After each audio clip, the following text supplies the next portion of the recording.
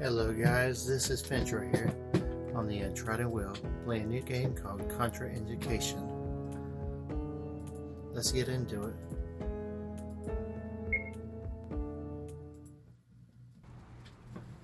Your time's up. One of my coworkers must have ratted me out. I need your things gone ASAP. Whatever. I'll leave when I leave. See if I care.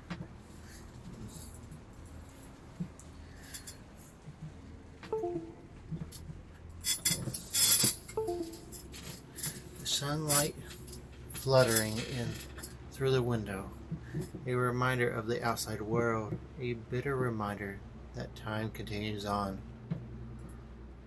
Fluffy socks, worn with straps.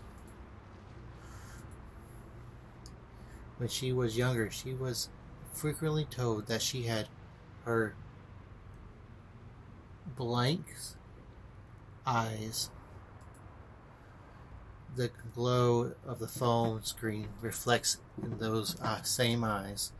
Through more tired with the years taking their toll, brown turned to green as she continued to read her last report.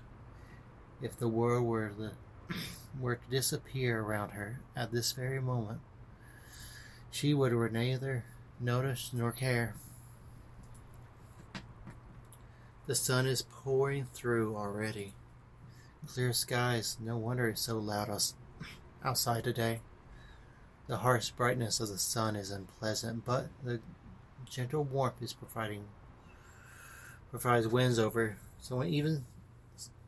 someone as nonchalant as Runa. She moves out from the blanket slightly to absorb it. She is quietly pleased. A wooden picture frame laying flat on the shelf. A thin layer of dust covers it, but the frame is in good condition. It has clearly been looked after with care. I don't want to look at it. The family portrait smiles will forever be frozen in time. Her chest stings at the reminder of them. She quickly shuts her eyes, suppressing the idyllic memory to ease the pain. There's more important thing. There are important matters at hand. The lights are. Let's turn it on. The shoddy electrical wiring has a mind of its own. A metallic light hangs from the ceiling. Bruno stares at it every night. The hazy light bulb forming in a huge eye that looks down on her. It's reassuring to be able to pretend that someone is there.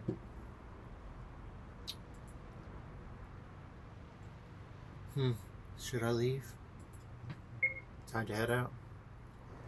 As she reaches for the door handle, Rena looks down at the blue and turquoise charm she carries with her at all times.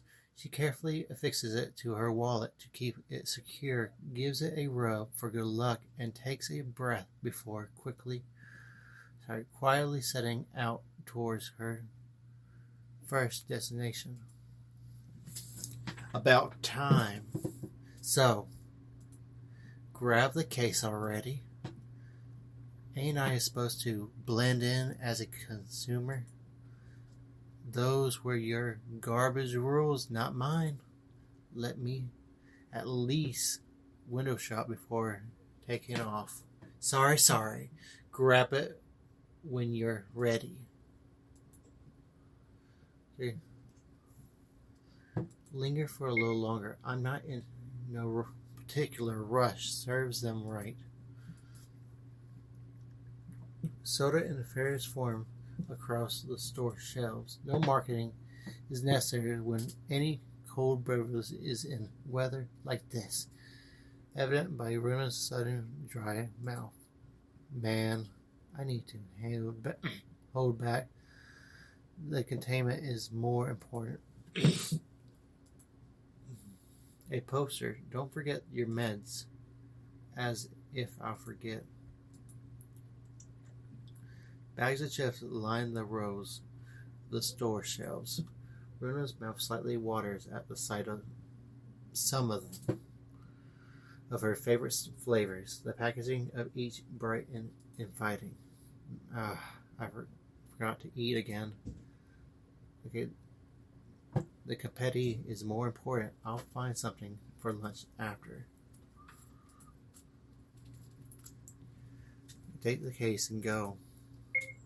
I stored it as per your instructions, so she examines the case carefully, opening it to ensure the validity of its contents before shutting the lid with a sigh of relief. Looks good. I wired the money to your account for the trouble. Pleasure doing business. Don't expect a repeat customer if your little operation here didn't have a setback. My work could have been finished properly. Yeah, sorry about that. Good luck with whatever you have planned. Thanks. Good luck to you too. She exits the dispatch storefront, looking back one final time. Got what I came for. Next up is the committee. Runa begins walking towards the nearest subway station. She soon finds herself descending via metal stairs towards a landing point. Nothing the paint that has peeled off from daily use. There is a sound of acknowledgement from the computer system as she scans her pass before going through the turnstile.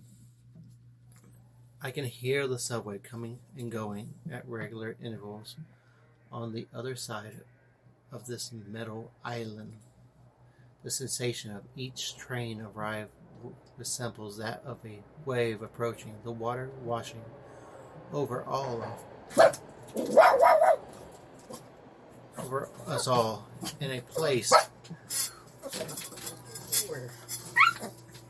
where even the sun can't reach. Runa quietly elevates her current situation. Everything will be over soon. I should probably make sure I have everything in order before the subway arrives. Someone's standing closer than I like. They're acting a bit strange. I'll try to grab a seat further away once the subway comes. Continue looking around. I still got a couple minutes to kill. A light piercing through the darkness, an eye staring back at me. A tunnel whose depths are seemingly never ending.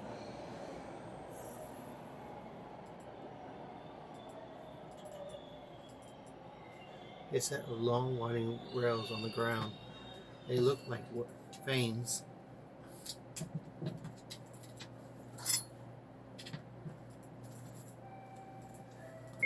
Runa takes a deep breath, setting herself. This is the day she has been preparing for sooner than expected, yes, but Runa is certain that even in a somewhat unfinished state, this time her project will succeed. This time, the committee will recognize her invaluable. Her research is to society at large. They will give her the resources she needs to make her medicine a staple of every dangerous surgical operation, so no one has to suffer from the loss she has. I can't afford to fail. I only have one chance. Their deaths can't be in vain. I'll make sure that they're remembered. Everything has been for their sake, even if they can't see it. The person who was standing closest to Runa moved closer and bumps into her, discreetly stealing her wallet. The case and its precious cargo fell out of her grip as an unintended consequence of the pickpocketing conclusion. Runa instinctually reaches towards the charm she keeps alongside her wallet, only to find both suddenly absent. She spins towards the culprit and I see those familiar shades of dark blue and turquoise slip into their coat pocket. Thief! Then that charm, please, you can keep the wallet. Hey, Renzu. Happy birthday. Dear William. We have a special gift for you because now you're 10 years old. Your present is an evil eye amulet. It will help you when you need it. The thief is already halfway out of her view. Stop! That's the last thing I have from them. As she tries to push towards the crowd, light flashing off of shattering glass catches her eye and her peripheral vision. The veins. No. The project she has sacrificed every aspect of her life for lies purposely on the ground, hanging halfway over the rails below. She screams desperately towards the briefcase, green liquid spilling out from the cracks, but loses her footing and falls into the train tracks. Her blood runs cold as the subway headlights shine upon her, exiting the tunnel entrance at a speed faster than her overwhelmed senses can comprehend. She cries out, "Help!" Her body is too weak. She can't pull herself out of the train tracks in time with how deep the trench is. Can anyone? The onlookers simply watch, no soul willing to risk their own safety for a situation that is too late to be saved. Time seems to freeze with the sobbing realization that I have no other option. She stares down at the case, knocked open by the impact of the fall. Some of the files are still intact. She pours it on herself with the precious milliseconds that there is nothing left to say, and there is no one left to listen. The waves crushes down. The silence is seemingly infinite until it is broken. Please arrange the following objects. What the hell? What happened? Please arrange the following letters from first to last. You can only carry one object at a time. My head feels strange. User has not moved. Requesting a restarting request. Please arrange the following letters from first to last. You can only carry one object at a time. I can't think very clearly. I guess I'll put things in the boxes to get out.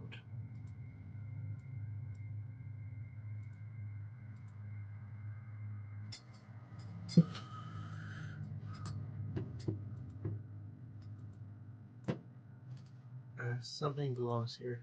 Okay. We'll put the C here. It worked. You received B. Something belongs here. Okay. What do we place here? 3. It worked. And we're going to put A. You received A. Something belongs here. Okay. Time to place what I'm holding. A. It worked. Correct. Moving to the next. Please arrange the following objects. You can only carry one object at a time. Another one? Please arrange the following numbers from the highest to lowest. You can only carry one object at a time.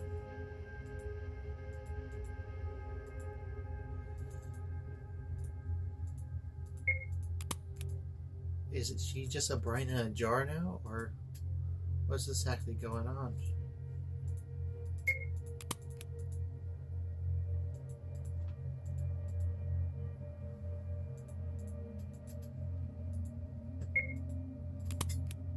Correct. Moving to the next situation. Please arrange the following objects. You can only carry one object at a time. There ain't many objects left. Feels like I'm reaching the end. Please arrange the remaining objects. Here. You can only carry one object at a time.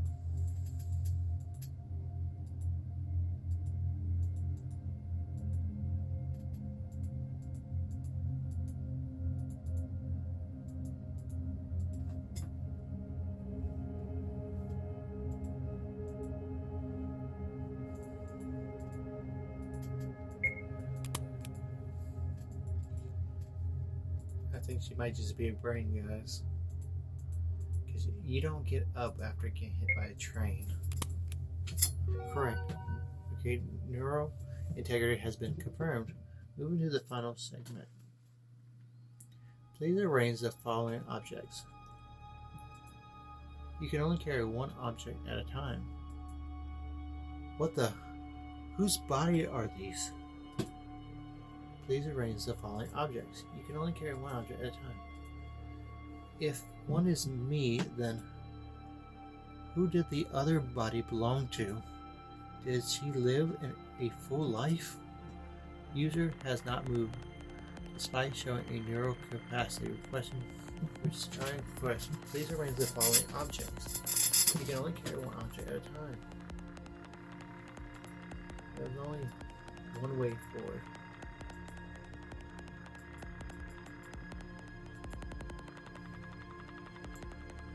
You saved a small rope. Seems like it stores most of the water and nutrients.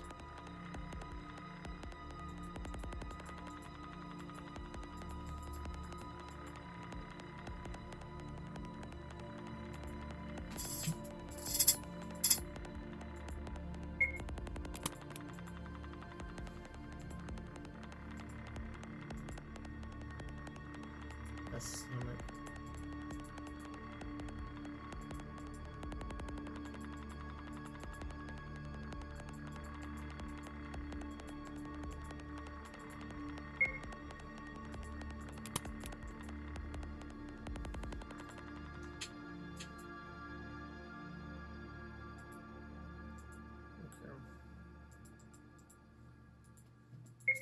It seems like we're rebuilding our bodies, guys. I'm not exactly sure the exact details, but it seems like our bodies are being reattached. And we might just be a brain fixing them. Wait, what was this again?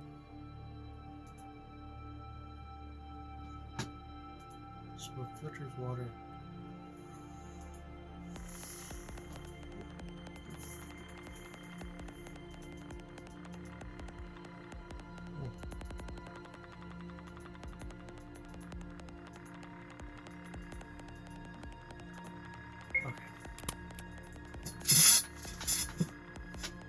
You ever see an immediate object expected in the middle? That would be a spine of some sort. No, or heart, lungs.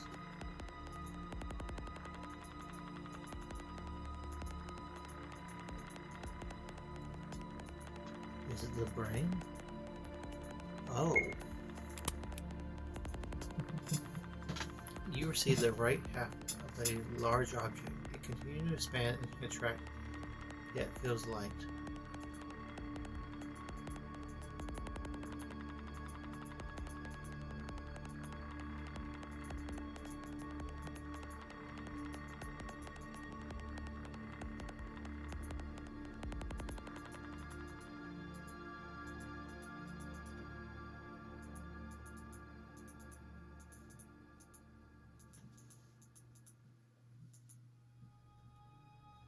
You receive half of a large object. It continues to expand and contracts.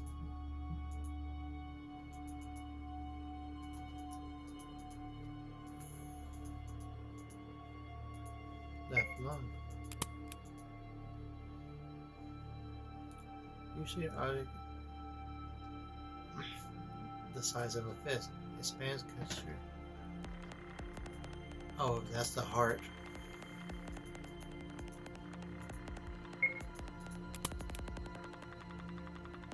You received a large artery weighing about 3 pounds. Blood filters out 1. So, I'm assuming.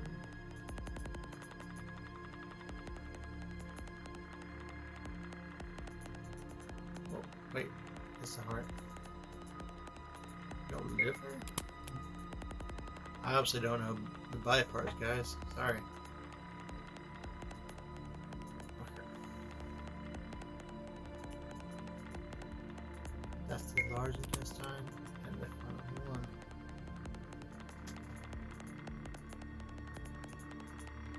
Right one. Worked. Operation successful. Now entering automation phase. Disconnecting user. Okay. Conventional report committee files. The following is what has been gathered from the aftermath. Per Rena's will, her body was transported to her lab, and the computer program was set to autopilot. It slowly pieced together what was left of her. Through much of her brain was beyond repair, leaving fragmented memories. It confirmed her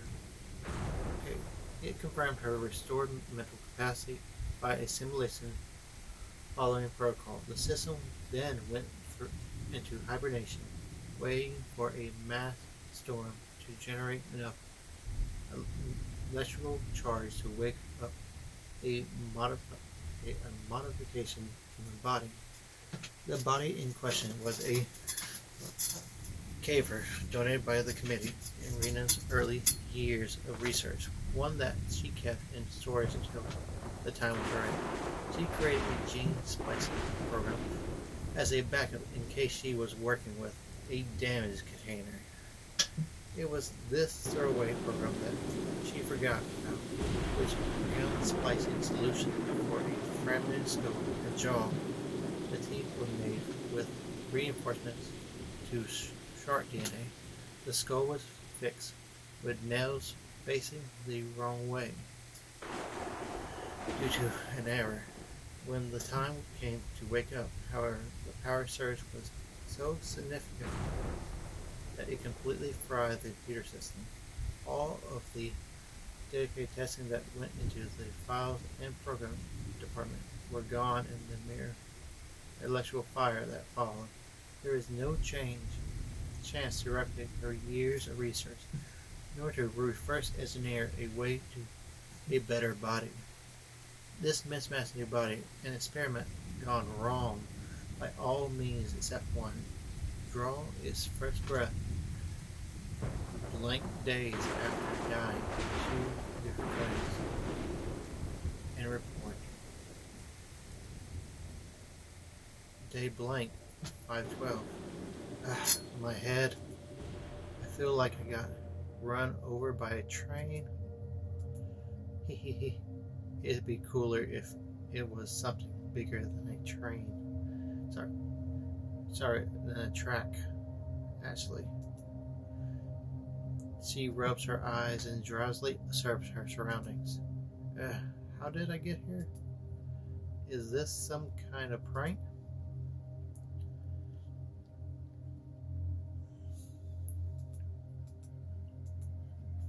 The base of the advanced robotic arm completely covered with an array of buttons and switches. She stares intensely, very obviously wanting to mess with it. It has countless scratch marks and is beyond repair. The shattered glass of a television screen. You can see the fake silhouette of your reflection. It'd probably be clearer up close. Leaning for a bit. Look around a little bit longer. What's the rush? I got all the time. Not sure why I'm feeling appreciative, though. Light filters in from the window. Why does this feel like deja vu? My head is splitting apart. Seriously.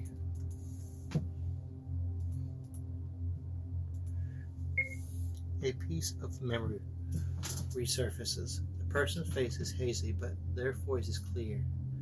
You always had your blank's eyes is frozen in shock. But then, who do these eyes belong to? She locked eyes with her reflection and does not recognize what stares back. Her stomach drops. This is a deep, overwhelming urge to throw up immediately. She rushes towards the window, throwing open the wooden frames so she can breathe in fresh air to quell the nausea. She sticks her head out the window to feel the rush by to be reminded that she is alive, even in this form. The atmosphere of the city hits her all at once. People walking in all directions, the smell of delicious food, the sound of laughter in the distance. Her senses feel heightened, or was it that she never paid attention to this sort of thing before? Regardless, there is a distant feeling that the city is alive, that she too is alive with it. Life has a strange way of continuing on in spite of it all. Whether it's because of her disorientation brain, of the warm sun on her skin, she has already moved past the initial source of distress. So she can't remember what she did with her life until now. And her body looks severely disfigured compared to before. Not that she was a model. So what? Her stomach growls. She's alive. Her newfound appetite is further proof of that. If she can't remember her former life's purpose, then this is simply an opportunity to choose one for herself. Her stomach growls once more. I don't think I ate anything today. There is a neon sign flickering in the distance, advertising snacks and refreshments at a local arcade. Was that always down the street? Whoa, they sell popcorn too? Surely this is fate. She supposes that a second chance shouldn't be put to waste. She heads back inside with the more pressing matter of food on her mind. She stirs past the entirety of the lab's rooms until the entrance door closes behind her. The committee ceased monitoring. Rather, they lost their anchor for surveillance, as she never returned to the apartment again.